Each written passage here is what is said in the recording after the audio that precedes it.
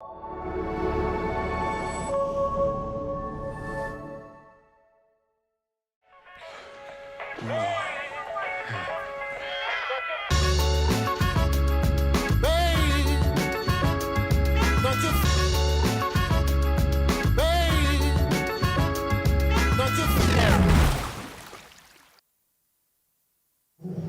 here he is, Mr. Cole.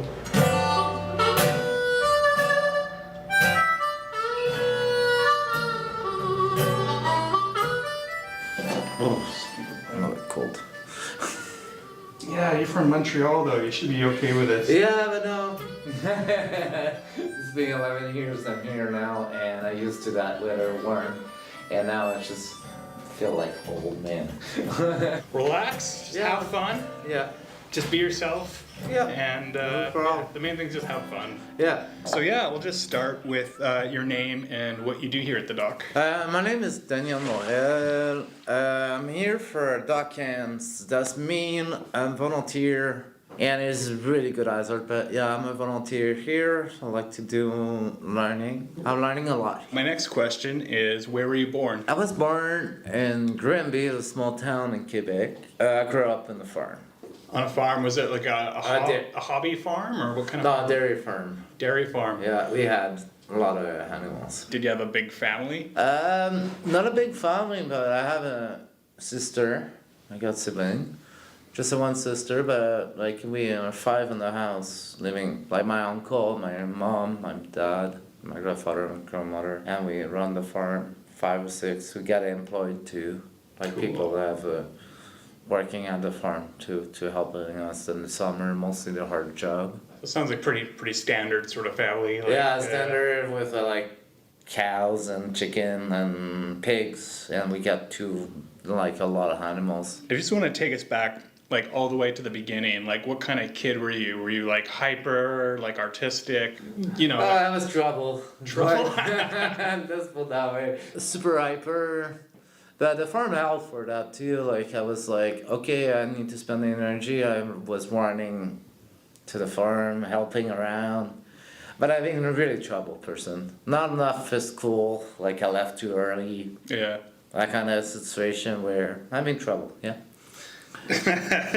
And like in terms of trouble, like were you just frustrated in school, like didn't like learning? Not really, but what happened is with my ADHD, gives me attention deficit, I was hyper, but my problem was I was liking to protect the youngest and then be like stopping the bullies to bully the younger, and I get troubles because of that, because I knock out some other kids who want to fight the youngest. Yeah. I always love like protecting the youngest. So, yeah, it's like I was tired of bully, and one time I said I want to fight you because I'm tired to see you steal money to a young guy.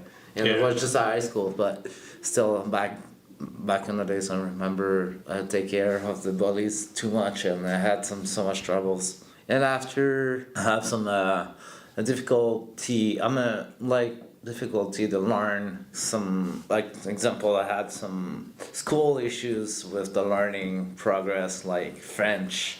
Sometimes I failed, but I was really good at math. Like I had difference, like learning. As a part of my brain didn't work properly. So was there certain subjects you like really enjoyed and excelled at, and the stuff you didn't like, you're just like not clicking? Like the science or like human resources or stuff. History, I was bad at it, really bad. Yeah. About the history of Quebec, and I didn't want to pursue more information on that, but sometimes one of the biggest in Quebec, you gotta have high score for getting past your test, like past your grade. And then so I guess what were you up to like after high school then?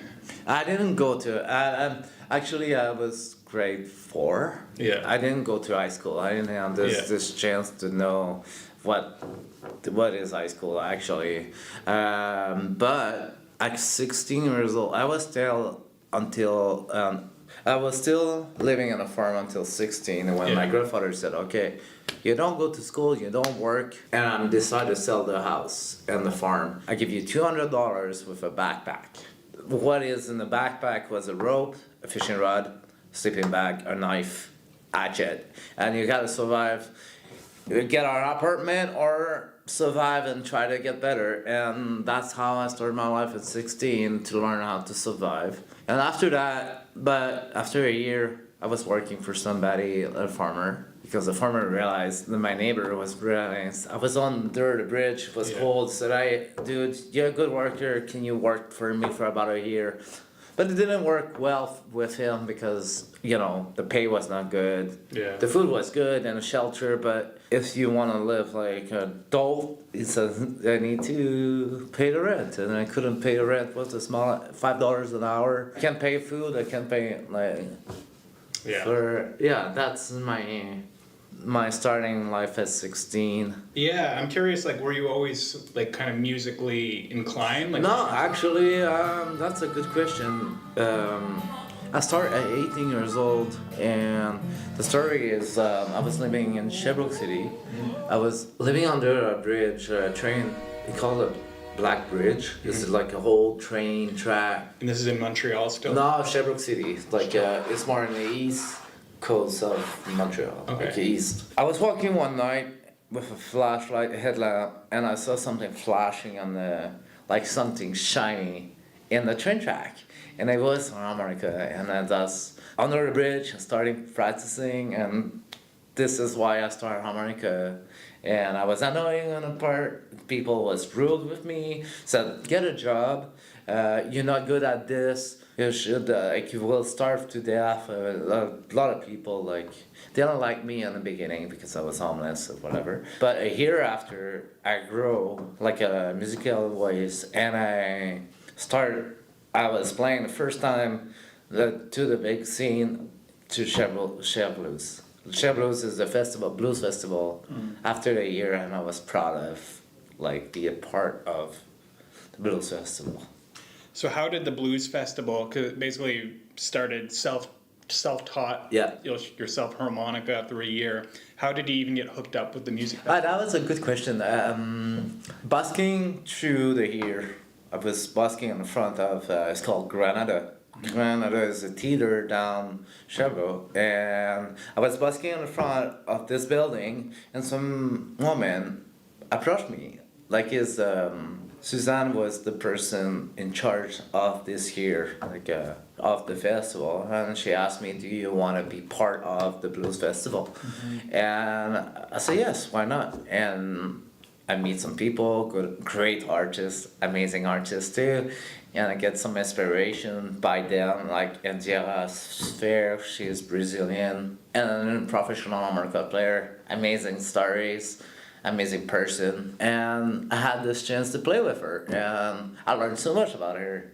Like, it's incredible. Like, I'm just happy to see a lot of people too. Like, the big scene was like, wow, back then, now, like, that festival decided, I want to do that in my life, full-time job.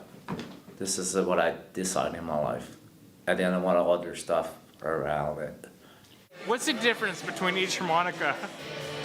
Tonality is different, like C, D, G, well, like a piano kind of, when it's different scales, different tonalities. So then what's your favorite? If you had one go-to? I don't have any. You have to, on a desert island, you get one.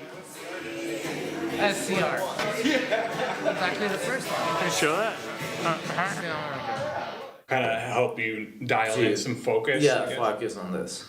Do you find that helped with like sort of everything else, where it gave you almost like a mission? Yeah, it gave me hope. Like, in my darkest days, let's put it that way, the music always gave me hope to get better situation and get out of the surviving mode, and it gave me food.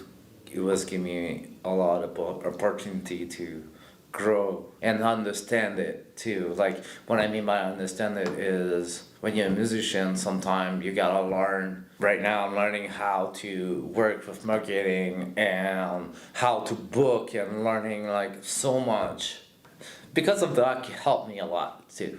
Docs is amazing. Going back to the festival, was that like a blues or a jazz festival? It's called Blues Folk Jazz. Like, Blues it's folk really jazz. like, very broad. It's really like focused on American story, blues American and like we got folk sometime, and we had team down there. It's mean like this year will be the harmonica festival, blues festival with just only harmonica bands with guitar players. But some years gonna be like, okay, let's just do an electric guitar, like the best guitar, lead guitar. Let's put that on one stage, and it always change.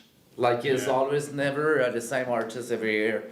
It's a very interesting program and like schedule, and I'm trying to get back there for like apply again for playing for the next year. Hopefully we'll say yes because it's a great festival.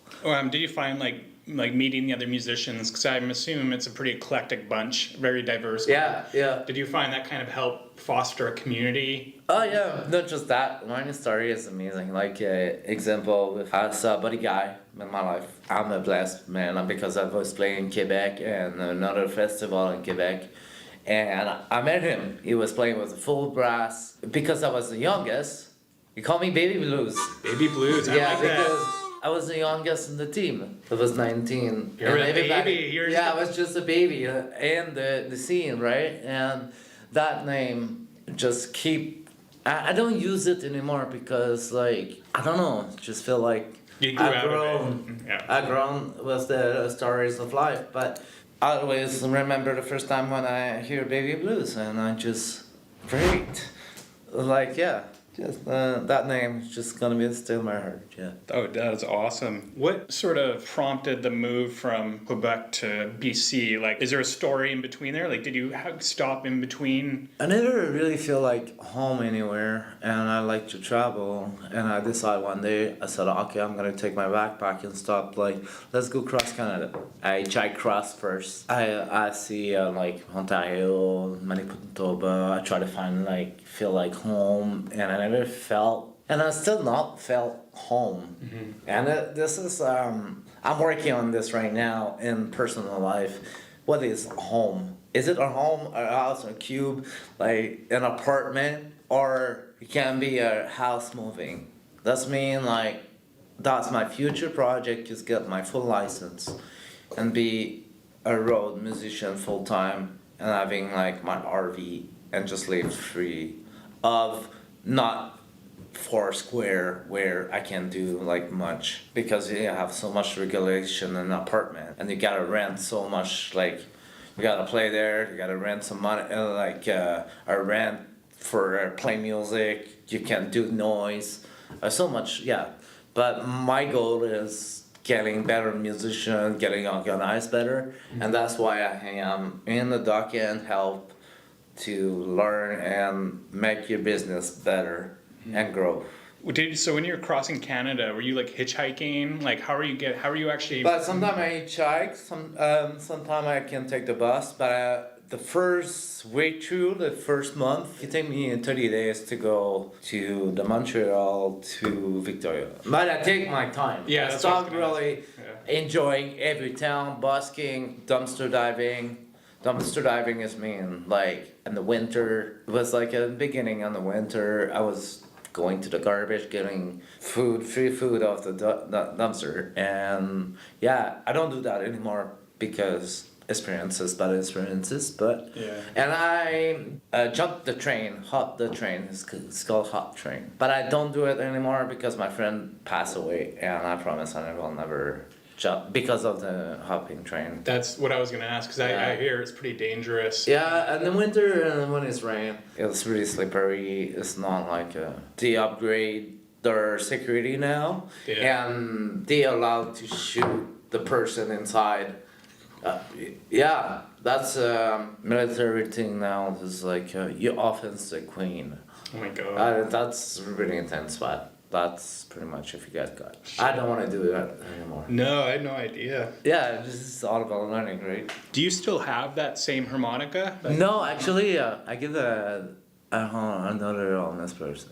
Okay, so you passed this one for good luck charm. Yeah. How long then? I'm just trying to get sort of a timeline in my head. Like, how long have you been in Victoria for? We said about 11 years, but just for living here, really, it's just like 7 years. 7. But what I did a lot is go to Montreal for a month. Yeah.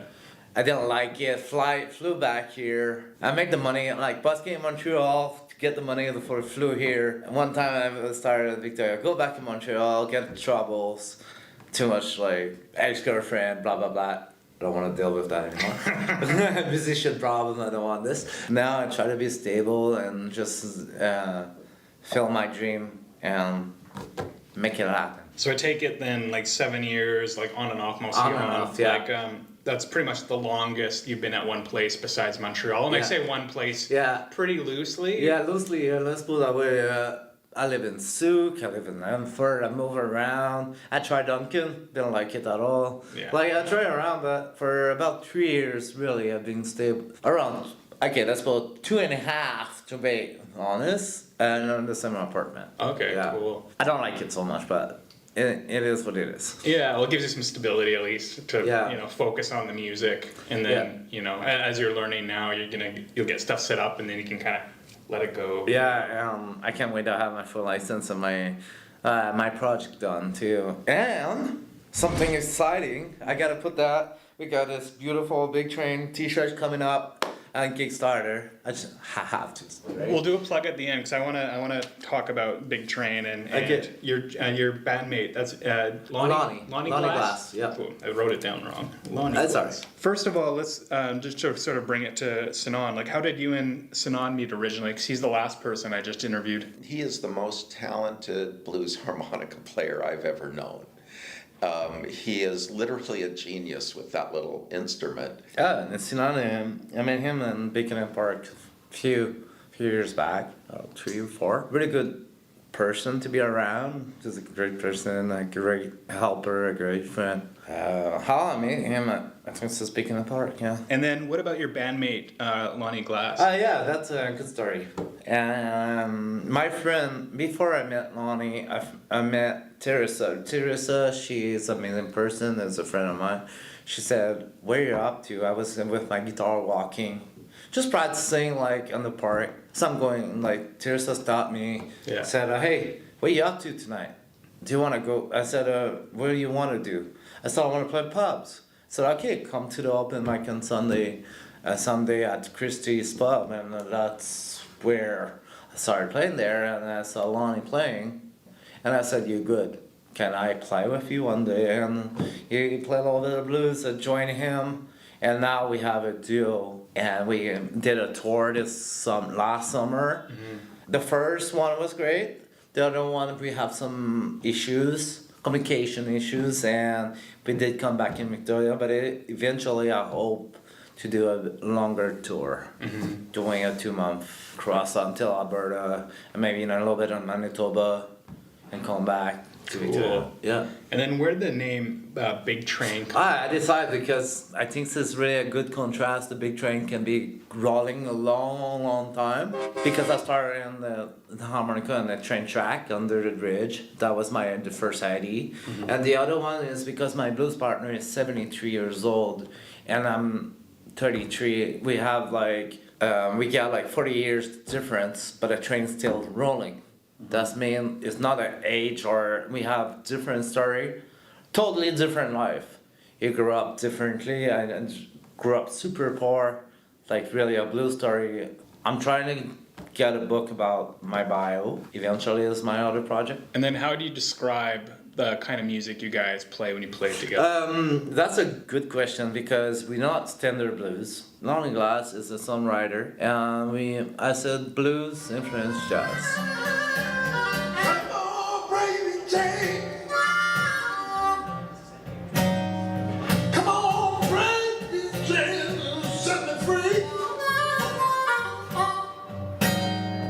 That's me, we got a little jazz into the blues, and I'm working on getting more to the jazz a little bit more because I love weird stuff, hot stuff, not gypsy jazz, but standard. I don't like too much. I like to be special, unique. A unique blues, let's put it that way. Do you guys find that you fill in certain gaps that maybe the other person has, or you kind of complement each other? Complement each other a lot. Yeah, if you're more interested in the future, we got two websites. I have mine is Daniel Morel. The link will be below. We'll put it in. Yeah, we'll put the link right below there. Yeah, and bigtrain.ca, another, that's for hire us for music. If you're interested to have a private party, we're always available. Please contact us. And then I haven't listened to it yet, but can you talk about the Screamo band you were? Screaming Meadows. That was more like a great experience actually. We didn't do a lot. Sorry, is that? In Lanford. What's the band name? Screaming Meadows. No light to guide the road you're taking, so you better get down now, you better go slow. Shoulder's gonna end and there's a water down below. You don't wanna join them ghosts living down in the Before Screaming Meadows was called Who is Shadowhawk. The project start with Kevin Carlson and Angela Alberta. We are trio first, but we decided to be three leaders: the singer, the guitar player, and me. And we decided who was gonna be in the band. It's because Kevin Carlson is always and is a good brothers. I consider him like a brother. I was walking in Souk and he listened to my blues and said, you're a great musician, you're a great bluesman, and you're the best harmonica player in the island. But I got a hard time to believe that, but that's my opinion. I don't sell myself too well. That's about You gotta it. believe in yourself, man. No, I just like to play. I think like everybody can be great on harmonica. I don't have this feeling competition because I think people can play well too. Then I'm curious, like what drives you? What's the driving force? Like where do you get this passion from? I don't know, it's just a passion or a story behind my music. I think sometimes it's not passion, sometimes it's just Is it expression? suffering, pain, blues, like the blues from and happiness too. There's not like a word about passion. Like it's emotional. It's something I sometimes I don't have the word, but I got the music to express myself to the soul. And I think what the music do is like just get out all the darkness and make. It's just like a rainy day with a rainbow and the sunshine together, and it's a little bit messy, but it's make the wonderful sound and wonderful soul. It's like, and that's why I play music, because some days it's like can be the darkest thought, and I just play my harmonica and make brightest my day better. Do you feel it's like a release? Like you feel better after you share that feeling? Yeah, and I like to share with others and just communicating, and there's a good communication of feelings between the music. It's like universal communication with other musicians. And then do you have a favorite venue that you've performed at? Favorite venue? It's a good question. I have so much venue I did like. The favorite in Victoria is James Bay United Church. The church was really nice because I feel like more welcoming, have like, is a good scene, a good people, take care of like promotion. And I love playing here at the dock. We had a couple of shows and it was fantastic. Yeah, I liked when I interviewed Sinan, because he talked a bit about religion, but he's like, but if you ask me what religion I am, was quite happy not to define what he identified as. It's more spiritual, and I'm wondering, like, you don't strike me as an overly religious person, and I'm wondering if it's more like community and having that support, and obviously the cool venue as well. Like, do you consider yourself a spiritual person? I was born Catholic, but yeah, I am a spiritual person. Not religion. The one I like is not religion. Yeah, I'm right there with you, buddy. What do you think? Because obviously Victoria's really not done a good job at fostering arts, and the recent closure of the Victoria Event Centre, which really like hit me here, because Logan's pub shut, and that was a community centre more than a pub. Awesome shows there, and then the Victoria Event Centre. Same thing, very diverse, different shows, all kinds of shows. Everything you can think of they do there, and now that's closed, and that was the last hub for arts. What's your feeling on them cracking down on busking? Because I know they're pretty tight on that, and them closing down arts centers for communities. Me, in my opinion, they do a really bad job. Sorry, I'm super upset about this. how you manage. We all musician. There's no suffering. We don't make money. The grant is so low. You can't do anything. You ask for a question like, did all wrong, because he said this is a tourist town. Tell me about it. 5 years ago, I was here. I was busking with her. I was making good money. I was better treatment by the city, and now they hired bylaw officer to stop the busking. You're not making rules, stupid rules, like 30 minutes. You gotta move on. You always have to move on because it's not look too good for the city. But it reverse. Bring the culture back.